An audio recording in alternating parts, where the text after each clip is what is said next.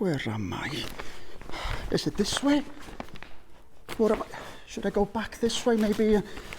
I'm completely lost. I can't recognise anywhere. Why do I look so different? I've lost my place now. Hello. I'm Thomas Telford. Nice to meet you. I'm trying to find somewhere, but I'm a bit lost. I'm trying to reach Pont Cysylltu, you see. Pont Cysylltu is a large and wonderful aqueduct. Do you know what an aqueduct is? Well, an aqueduct is a bridge that carries water, and it has 18 strong pillars holding it up. I designed Pont Cysylltu, you see, me, Thomas Telford, and I returned because I heard a rumour that Pont Cysylltu has been given a World Heritage status. My wonderful creation.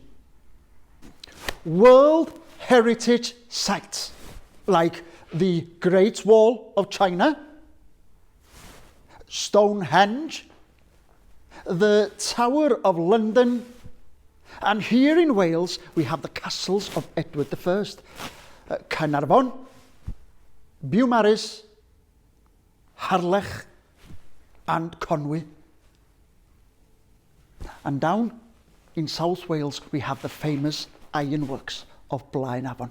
And these places are very famous and very important to the regions. And to think my creation is amongst them all. I'm so proud. So I decided to rediscover Pont Cysylltu today and to make sure it's still there, every bit of it. But I'll have to find it first. You see, everywhere and everything looks completely different compared to when I was a young lad, over 200 years ago. Things were very different many years ago. You had coal mines and slate quarries, ironworks and copperworks and woolen mills. And in the docks in Liverpool you had huge ships, and these ships would transport goods to all corners of the world. There was a name for this period, the Industrial Revolution. Cyfnod y chwyldro diwydiannol. And another thing, to transport the goods to the docks, there were canals all over Wales. Do you know what a canal is? Well, a canal is a network of rivers built for narrow boats. It was a very noisy time. You had the noise of trains on the tracks, and then the explosions of the rocks in the quarries, and then the busy docks, ahoy, ahoy, and then the whistling and whirling of the woolen mills. It was a time of great change, and I contributed a lot towards that change. How about I share a bit of my life story with you? I was born in 1757 in Dumfries, Scotland, a son of a shepherd. But my father died when I was only a few months old, so I was raised by my mother. We were very poor, and because we were poor, I had to find work at a very young age. So, when I was 14, I started working as a stonemason's apprentice. A stonemason is someone who cuts and then shapes stone and then builds with them. So, sort of a builder, but a very skillful one. So, instead of being in school when I was 14 years old, I was out working with my hammer and chisel. And then, in my spare time, I used to read, write, and learn. I had a big interest in designing and building things.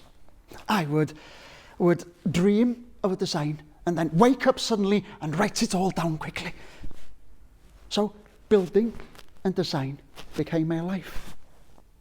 During my lifetime, I worked on 183 big projects, 93 bridges or aqueducts, 37 harbours or docks, 17 canals, more than 1,200 miles of road, 32 churches in Scotland, and 1 prison.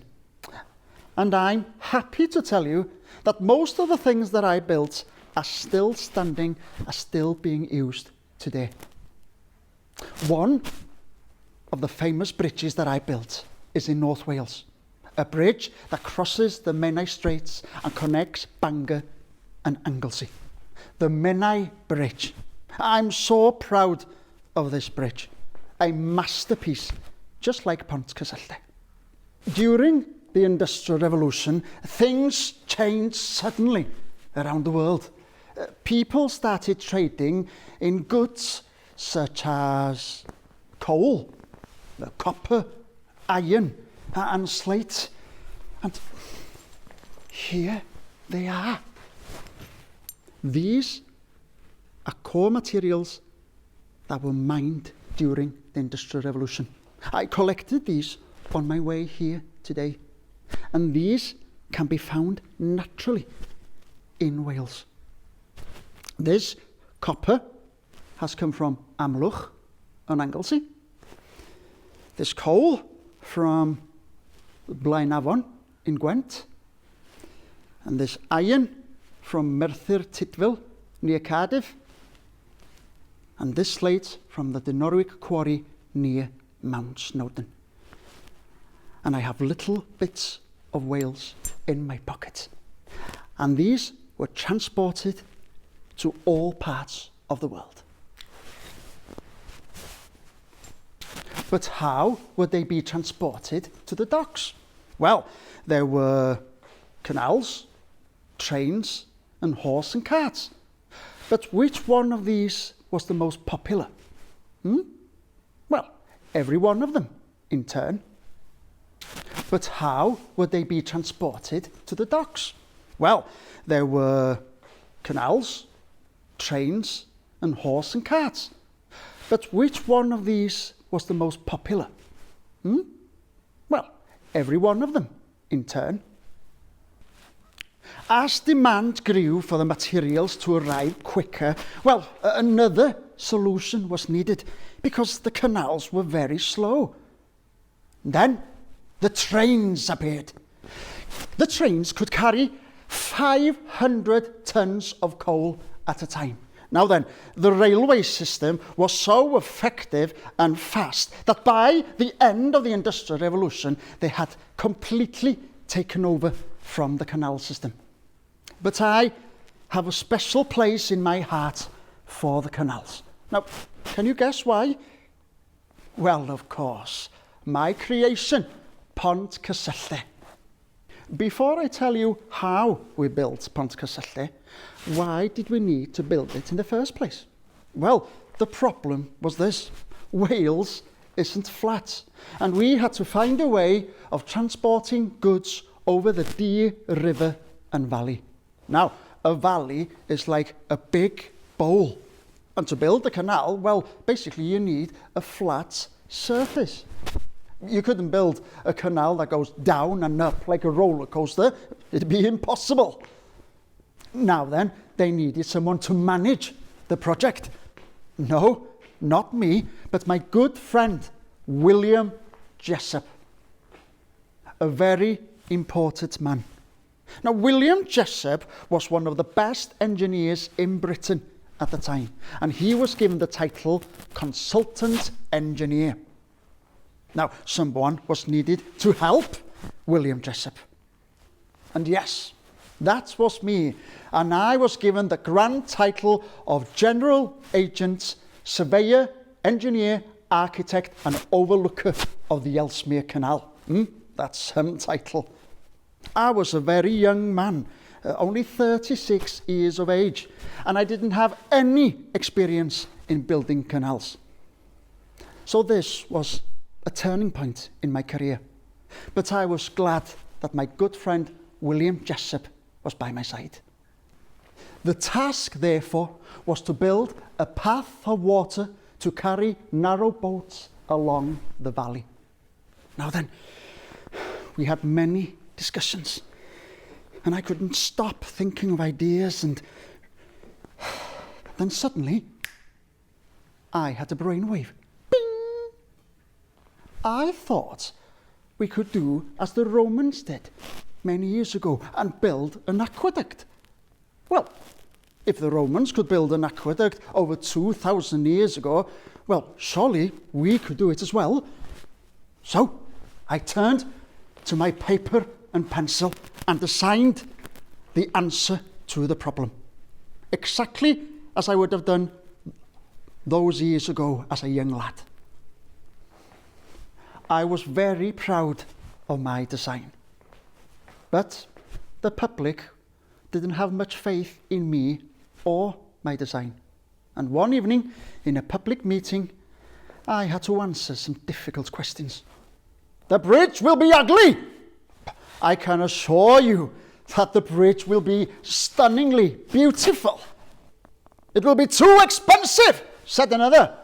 Well, yes, it is a big project, and the cost will be £45,000, and that's about 3.5 million in today's money.